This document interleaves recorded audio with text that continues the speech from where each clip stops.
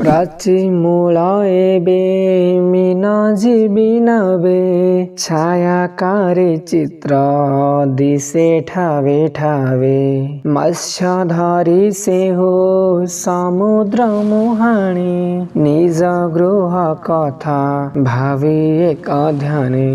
ସମସ୍ତଙ୍କୁ ନମସ୍କାର एवं आजर वीडियो को समस्त को स्वागत। यही चिलिकार सायंत्र दृश्य दशम श्रेणी कविता जहाँ राधानाथ राय लिखिं से विषय आजर वीडियो रे आम जाना एवं यार संपूर्ण सारा कथा जाना सहित कविता को आवृत्ति करवा जहाँ फल आपण संपूर्ण क्लियर एक गोटे वीडियो रे ही पारिबे। एथि आपण को अन्य कौन से वीडियो अब देखा पड़वा ना। संपूर्ण सरल एवं मन छुआ भाषा यही कविता को आपण बुझा चाहते संपूर्ण बुझा किंतु आरंभ कर मूलरू अर्थात कवि परिचय ठारू आसंतु नजर पकेबा संपूर्ण एकाग्रता सह प्रस्तुत ही जानतो चिलिकार सायंतन दृश्य कविता को जानिबा पाई। कवि परिचय लिखिसंते राधानाथ राय। एपरि आपण दशम श्रेणी सबु पाठ सेति पद्य गद्य अछि किंबा जति भी चैप्टर अछि ताकू जेउ कवि लेखक लिखिसंती गाल्पिक लिखिसंती पाठर नाम एवं लेखक एवं गाल्पिकक नाम मन रखि दियंतु एवेठु जा फल आपनको बहुत सहज हो कारण एमसीक्यू बा शॉर्ट क्वेश्चंस रे एभली क्वेश्चन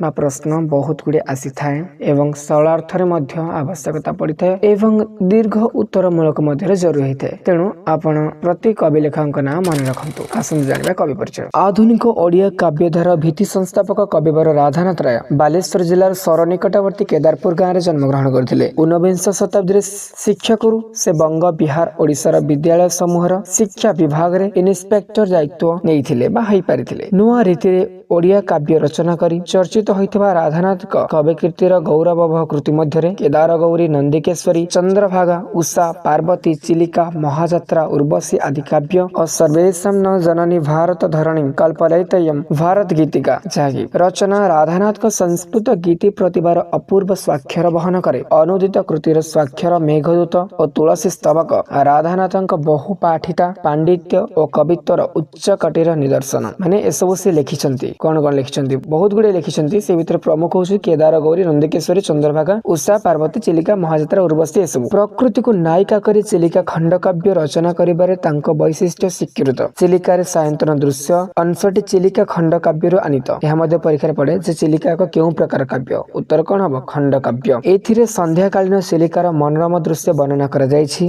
कवि सूर्यंक गीतामृत स्मरण जातीय भावनार उद्वेलन जीवन प्रति शाश्वत वार्ता और कवि सौंदर्य चित्तवृत्ति आदि एथिरे प्रकाशित। प्रकृति को नायिका करी माने एठारे प्रकृति को नायिका बोली धरा जायछि। नायक नायिका जेमिति माने हिरोइन हिरोइन माने एटा फिल्म हिरोइन हो नायिका हिसाब रे वर्णना करा जायछि। के वर्णना करछंती राधानाथ राय। एही चिलिका माने जो गीत अछि चिलिका सायंतन दृश्य चिलिका खंड काव्य आनीत। या मध्ये परीक्षा रे प्रश्न पड़ी पारे जे चिलिका सायंतन दृश्य केउ खंड काव्य आनीत उत्तर हबो चिलिका। ताले एथिरे कोन वर्णना कराइछि एथिरे संध्याकालीन चिलिकार मनोरम दृश्य माने जे संध्या समय चिलिकार जो सुंदरता तार अपूर्व मनोरम दृश्य को वर्णना करा जायछि राधानाथ राय द्वारा। एइथिरे से कवि सूर्यंक विषय मध्ये वर्णना करछंती। कवि सूर्यंक जो गीतामृत थिला कवि सूर्य किए कवि सूर्य बलदेव रथ। या सहित जातीय भावना विषय मध्ये वर्णना करा जायछि एवं जीवन प्रति शाश्वत वार्ता कौन कौन रहिछि मुख्य किंतु एथिरे कविंक सौंदर्य चित्तवृत्ति एसो विषय आपण संपूर्ण बुझी परिबे जेतेबेले आपण ए वीडियो मूलर शेष पर्यंत धैर्य सहकारी देखिबे निहाती आपनको पसंद लागिबो बोली मोर आशा। तेबे आसंतु आमे गीत को आवृत्ति करिबा एवं लगातार बुझी चलिबा माने एही गीतटी कौन कौन तार वर्णना करूछि कवि राधानाथ राय कौन वर्णना करछंती आसंतु जानिबा। प्राची मूल एबे मीन जीवी नावे छायाकारे चित्र दिशे ठावे ठावे मत्स्य धरि से हो समुद्र मुहाणे निज गृह कथा भावी एक ध्याने भालेरी शिखरे संध्या तारा देखी आसंते पटिका महल्ला से टेकी प्राची मूल एबे मीन जीवी नावे छायाकारी चित्र दिशे ठावे ठावे मत्स्य धरी से हो समुद्र मुहाणे निज गृह कथा भावी एक ध्याने। प्राची मूल एबे मीन जीवी नावे प्राची माने कोन पूर्व दिग मीन जीवी माने कोन जो माने मत्स्य धरी बा माछ धरी जीविका निर्वाह करନ୍ତି अर्थात आमे केउट कहिले चलिबो। तो पूर्व ଦିଗରେ ମୀନଜୀବୀ ମାନେ ଅର୍ଥାତ୍ କେଉଟ ମାନେ ନାବରେ ମାନେ ନୌକାରେ ଆସୁଥିଲେ। ଛାୟାକାରୀ ଚିତ୍ର ଦିଶେ ଠାବେ ଠାବେ। ଛାୟାକାର ମାନେ କଣ ମାନେ ଛାଇ ଭଳିଆ ଦେଖାଯାଉଥିଲା। ଅସ୍ପଷ୍ଟତା ଅର୍ଥ ଚିତ୍ର ଠାବେ ଠାବେ ଦେଖାଯାଉଥିଲା। ଠାବେ ଠାବେ ମାନେ ସ୍ଥାନେ ସ୍ଥାନେ ଦେଖାଯାଉଥିଲା। କେଉଁ ଚିତ୍ର ସେମାନେ ଆସିବାର ଚିତ୍ର ସ୍ଥାନେ ସ୍ଥାନେ ଦେଖାଯାଉଥିଲା। ଅସ୍ପଷ୍ଟ ଦେଖାଯିବାର କାରଣ କଣ ଯେହେତୁ ସନ୍ଧ୍ୟା ହେଇଛି ଯେମିତିକି ଆମେ ପୂର୍ବରୁ ପଢିଛେ ଗୀତର ନାଁ ହଉଛି ଚିଲିକାରେ ସାୟନ୍ତନ ଦୃଶ୍ୟ। ସାୟନ୍ତନ ମାନେ ସନ୍ଧ୍ୟା ଯେହେତୁ ସନ୍ଧ୍ୟା ସମୟ ଅଳ୍ପ ଅଳ୍ପ ଆଲୁଅରେ ଏହା ଏମିତି ଦେଖାଯାଉଥିଲା ମାନେ ଅସ୍ପଷ୍ଟ ଦେଖାଯାଉଥିଲା ସେମାନେ ଆସିବାର ଦୃଶ୍ୟ। ମତ୍ସ୍ୟ ଧରି ସେ ସମୁଦ୍ର ମୁହାଣେ ମାନେ ସେମାନେ ମାଛ ଧରି ସମୁଦ୍ର ମୁହାଣ ମୁହାଣ ପୁଣି ମାନେ କଣ ମୁହାଣ ମାନେ ଯୋଉଠି କଣ ସମୁଦ୍ର ଆଉ ନଦୀର ମିଳନ ହେଇଥାଏ ତାକୁ ମୁହାଣ କୁହାଯାଏ। ଏଠାରେ ଚିଲିକା କଥା ହିଁ କୁହାଯାଇଛି। କିନ୍ତୁ ସେଇ ସମୟରେ ସେ ମାଛ ଧରି ସମୁଦ୍ର ମୁହାଣ ରେ ଆସୁଥିଲେ। କେମିତି ଆସୁଥିଲେ ନିଜ ଗୃହ କଥା ଭାବି ଭାବି ଆସୁଥିଲେ ମାନେ ନିଜ ଘର କଥା ଏକ ଧ୍ୟାନରେ ଭାବି ଭାବି ଆସୁଥିଲେ। ସମସ୍ତେ ଯେହେତୁ ସେମାନେ ପରିଶ୍ରମ କରି ତାଙ୍କର କର୍ତ୍ତବ୍ୟ ସାରି କାମ ସାରି ଫେରୁଛନ୍ତି କ୍ଳାନ୍ତ ମଧ୍ୟ ହେଇଯାଇଥିବେ ହାଲିଆ ହେଇଯାଇଥିବେ ତେଣୁ ନିଜ ଘର କଥା ଭାବି ଭାବି ଏକ ଧ୍ୟାନ ସେମାନେ ଆସୁଛନ୍ତି। ସେଇ ସମୟରେ କଣ ହେଲା ନା ଭାଲେରୀ ଶିଖରେ ସନ୍ଧ୍ୟା ତାରା ଦେଖି ଭାଲେରୀ ଶିଖରେ ସନ୍ଧ୍ୟା ତାରା ଦେଖି ଭାଲେରୀ ମାନେ କଣ ଭାଲେରୀ ହେଉଛି ଏକ ପର୍ବତର ନାମ ଯୋଉଟାକି ଚିଲିକା ପାଖରେ ଅଛି ମାନେ ଚିଲିକାରେ ସେଇଠି ଅଛି। ସେ ପର୍ବତ ଉପରେ ସନ୍ଧ୍ୟା ତାରାକୁ ଦେଖିଲେ। ସନ୍ଧ୍ୟା ତାରାକୁ ଦେଖିକି ସେମାନେ ପଟିକା ବା ପାଲ ଯୋଉ ଡଙ୍ଗାରେ ଥାଏ ବା ନୌକାରେ ଥାଏ ପାଲ ଦିଗ ପାଇଁ ବା ପବନକୁ ସାମ୍ନା କରିବା ପାଇଁ ସେଇ ପାଲକୁ ମହାନ ଉଲ୍ଲାସରେ ମାନେ ବହୁତ ଆନନ୍ଦରେ ତାକୁ ଟେକି ଦଉଥିଲେ କାରଣ ଯେହେତୁ ପହଞ୍ଚିବାର ସମୟ ହେଇଯାଇଥିଲା ସେଇଥିପାଇଁ ସେମାନେ ଖୁସିରେ ତାକୁ ଟେକି ଦେଇଥିଲେ କାରଣ ସେଇ ସମୟରେ କୂଳକୁ ଆସିଲା ପରେ ତାର କୌଣସି ସେତେଟା ଆବଶ୍ୟକତା ନାହିଁ। କେତେ ଖୁସି ଲାଗୁଥିବ ସେମାନଙ୍କୁ। ପ୍ରକୃତରେ ରାଧାନାଥ ରାୟଙ୍କ ବର୍ଣ୍ଣନା ଅପୂର୍ବ ବହୁତ ବଢିଆ ବର୍ଣ୍ଣନା କରିଛନ୍ତି। ଏହାପରେ ତାଙ୍କ କଣ୍ଠୁ କବି ସୂର୍ଯ୍ୟ ଗୀତାମୃତ ଦୂରୁ ବହି ଆଣେ ଚିଲିକା ମାରୁତ ଉଲ୍ଲାସର ଆତ୍ମା ପ୍ରାୟ ଗୀତ ତାନ ହ୍ରଦ ନୀଳ ବକ୍ଷେ କରେ ଅଧିଷ୍ଠାନ ହସନ୍ତି ଚୌଦିଗେ ମଧୁର ହାସିନୀ ଦିଗଙ୍ଗନ ଜ୍ୟୋତ୍ସ୍ନା ଦୁକୁଳ ବାସିନୀ ଭାବାନ୍ତର ପୁଣି କ୍ଷଣେ କରେ ଜାତ ଗଲାଣି ତ ଗଲା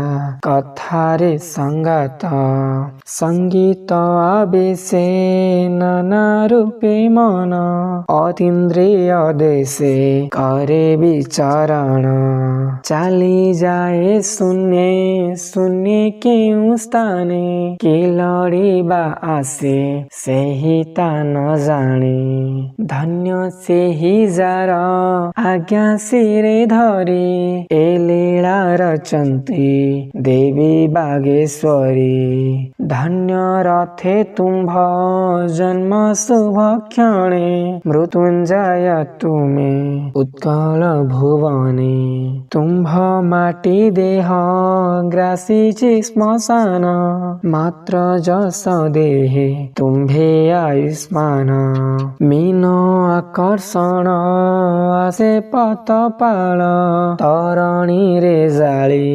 ଦେଲାଣି ମଶାଲ ଭବେ ପାପ ମୂର୍ତ୍ତି ପରି ଅଟଇ ସେ ସ୍ପର୍ଶେ ମାରାତ୍ମକ ରୂପେ ରମ୍ୟ ଦିଶେ ପାପ ଗର୍ତ୍ତେ ଜିହ୍ନେ ପଢ଼ଇ ଅଜ୍ଞାନ ତରି ଗର୍ଭେ ମିନେ ଡେଇଁ ଦେବେ ପ୍ରାଣ।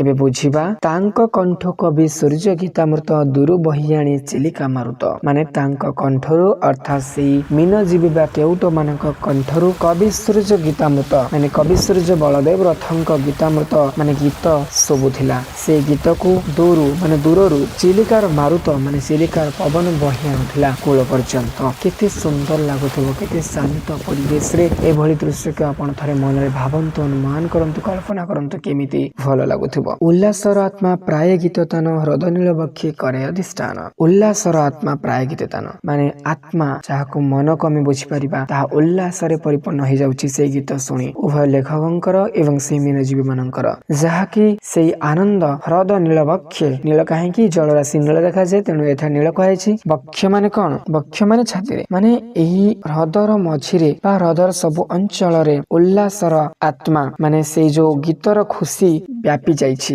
ସବୁଆଡେ ସେଇ ଗୀତର ଆନନ୍ଦ ପରିଦୃଶ୍ୟ ହଉଛି ବା ଦେଖାଯାଉଛି ମାନେ ଅବସ୍ଥାନ ମଧ୍ୟ କରିଛି। ହସନ୍ତି ଚୌଦିକେ ମଧୁର ହାସିନୀ ଦିଗଙ୍ଗନା ଜ୍ୟୋତ୍ସ୍ନା ଦୁକୁଳ ବାସିନୀ ଏଠାରେ हसंती चौदिगे मधुर हासिनी चौदिगे माने कौन चारि दिगरे मधुर हासिनी माने यह श्रीलिंग हासिनी माने मधुर भाव जो हसे माने यह हरद नीलबक्ष सबुआड़े व्यापी जाइथिला चारि दिग को व्यापी जाइथिला दिगंगना ज्योत्स्ना दुकुलवासिनी दिगंगना माने कौन दिगपालिका देवी एटार देवी रूप में वर्णना कराइछि दिग माननकु ज्योत्स्ना दुकुलवासिनी तो दुकुल माने कौन पाट लुगा सेही दिगपालिका देवी जे कि पाट लुगा पिंधिछंती माने एठारे सौंदर्य को एभली ढंगरे वर्णना करछंती राधानाथ राय तो सेही दिगंगना माने दिगपालिका देवी जे कि दुकुल वा पाट लुगा पिंधिछंती माने सुंदर देखा जाउछि तो ए भलिया वर्णना करछंती राधानाथ राय एहा परे भावांतर पुणी क्षणे करे जात गलाणी तो गला कथारे संगत संगीत आवेशे नाना रूपे मन अतीन्द्रिय जैसे करे विचरण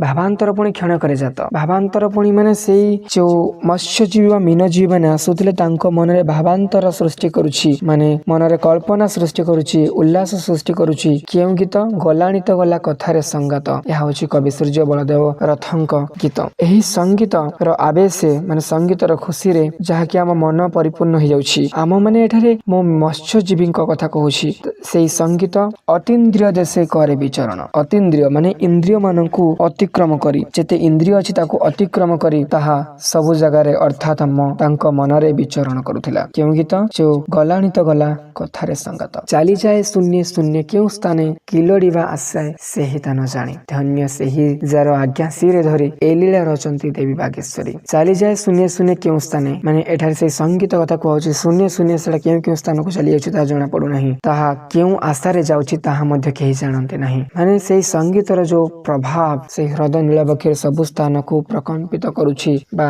सबुआडे व्यापी जाइछि सेही संगीत विषय एहा वर्णना करछंती एहा काहा आज्ञा अनुसार हेउछि ना एही लीला को रचुछंती देवी बागेश्वरी माने कि सरस्वती कहा जाय सरस्वती कंठर न बसिले कोनोसी गीत रचना करा जाय पारे नाही तो एठारे राधानाथ राय मध्य जो गीत लिखिछंती तांको कंठरे सरस्वती विराजमान करछंती आ से तो कवि सूर्य बलदेव रथंक कथा मध्य एठारे वर्णना कराइछि जे एही जो दृश्य को वर्णना करछंती राधानाथ राय याको बागेश्वरी अर्थात सरस्वती देवी सरस्वती निजे रचना करछंती बा प्रस्तुत करछंती बोली वर्णना करा जायछि एहा परे धन्य रथे तुम्भ जन्म शुभक्षणे मृत्युंजय तुमे उत्कल भुवने तुम्भ माटी देह ग्रासीछि श्मशान मात्र जस देह तुम्भे आयुष्मान धन्य रथे माने कि एठारे रथे माने कवि सूर्य बलदेव रथ तांकर जन्म शुभक्षण रे हेछि मृत्युंजय तुमे उत्कल भुवने मृत्युंजय माने कोन जे मृत्यु को जय करछिबा अमर मृत्युंजय हे जायछंती कि कवि सूर्य बलदेव रथ माने जने कवि केतेबेले अमर हे जाय जेतेबेले तार कविता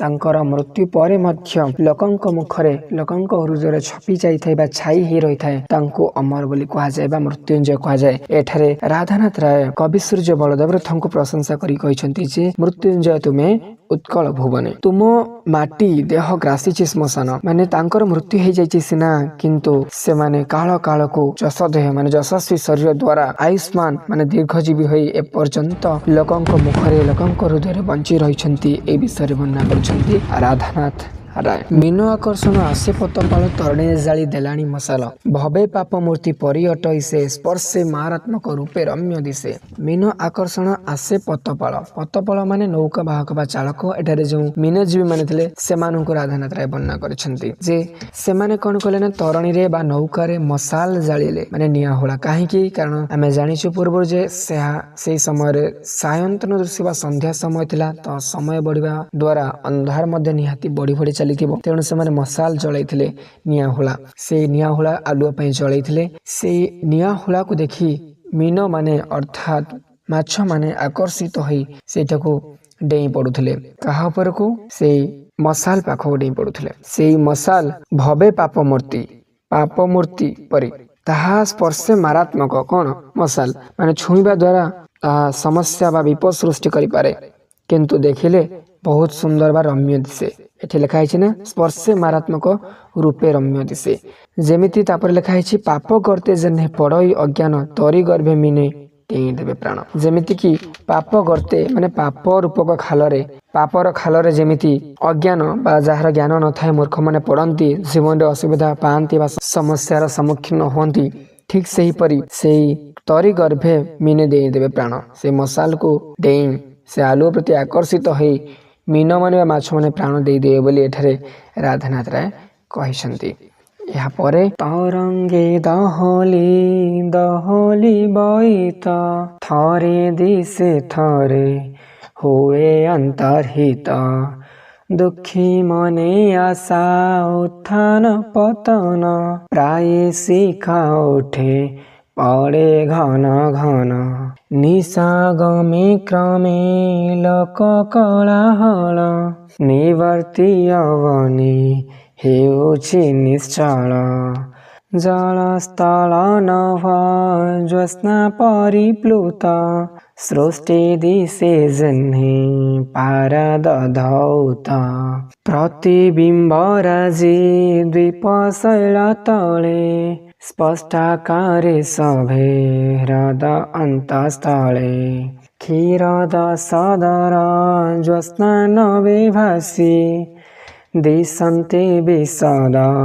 ଗିରି ବନ ନାସି ସ୍ନିଗ୍ଧ ତରୁ ପତ୍ରେ ମସୃଣ ଉପଳେ ଜକ ଜକ ହୋଇ ଜ୍ୟୋତ୍ସ୍ନା ପ୍ରତିଫଳେ सर्पे चित्र चंद्र चूड़ तनु भଳି छाया मिश्र करे सभे बनस्थली प्रशांत नीरव गिरि बन देश नाही एथि नर चहलर लेश दूर झरनाद झिंकारी झंकार करे निशिथिनी प्रभाव प्रचार कଳି उपद्रवे त्यजिल कालय शांति किए स्थले भजिले आश्रय चिलिका तोहर एहि सभावन बन शबमय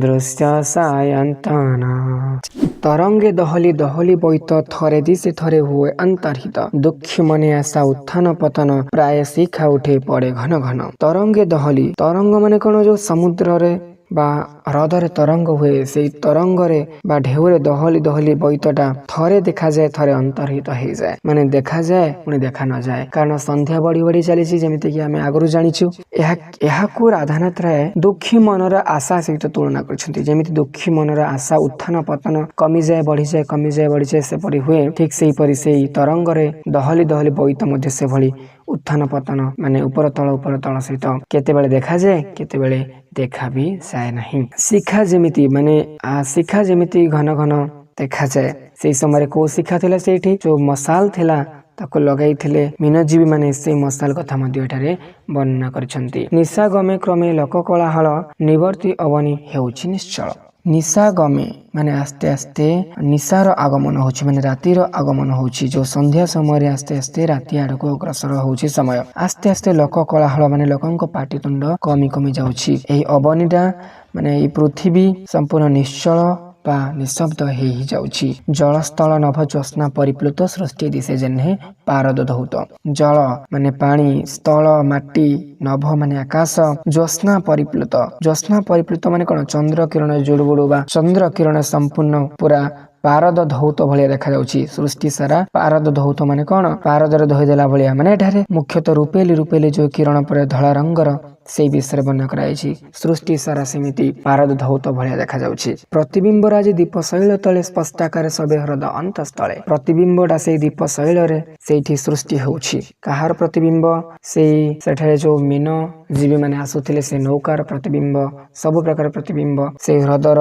मध्य रे देखा जाउछि आस्ते आस्ते हाँ सेटा अलग कथा कि कम देखा जाउछि कम बेले बेले लिभि जाउछि जेमति टिके पूर्व से कोन कहउथिले से कहिथिले कोन जेमिति तरंगे दहले दहली बईत थरे दिसे थरे हुए अंतर्हित किंतु सेही तार छाया बा प्रतिबिंब से दीपर जल राशि रे देखा जाउथला दीपर पहाड़ जो थिला सेठी से जल राशि रे देखा जाउथला से भालेरी पहाड़ थिला सब स्पष्ट देखा जाउथला किछि किछि अस्पष्ट भी देखा जाउथला क्षीरद सदर ज्योत्स्ना नभे भासी दिशन्ति विशद गिरि बन नासी स्निग्ध तरु पत्रे मसृण उपले जक जक होय ज्योत्स्ना प्रतिफले माने कौन जे क्षीरद सदर क्षीरद माने क्षीर समुद्र ज्योत्स्ना नभे से जो चंद्र किरण रे भासी भासी संपूर्ण पहाड़ पर्वत संपूर्ण से जो ज्योत्स्ना नभे माने जह्न आलुओ बा चंद्र किरण रे संपूर्ण पारद रे धइला भलिया पारद धौत भलिया देखा जाउथला ସେଇଟା ସ୍ନିଗ୍ଧ ତରୁ ପତ୍ରରେ ମଧ୍ୟ ଦେଖାଯାଉଥିଲା। ସ୍ନିଗ୍ଧ ମାନେ ପୁଣି କଣ କୋମଳ। ଆଉ ଗୋଟେ ଜିନିଷ ଯୋଉ ଏଠି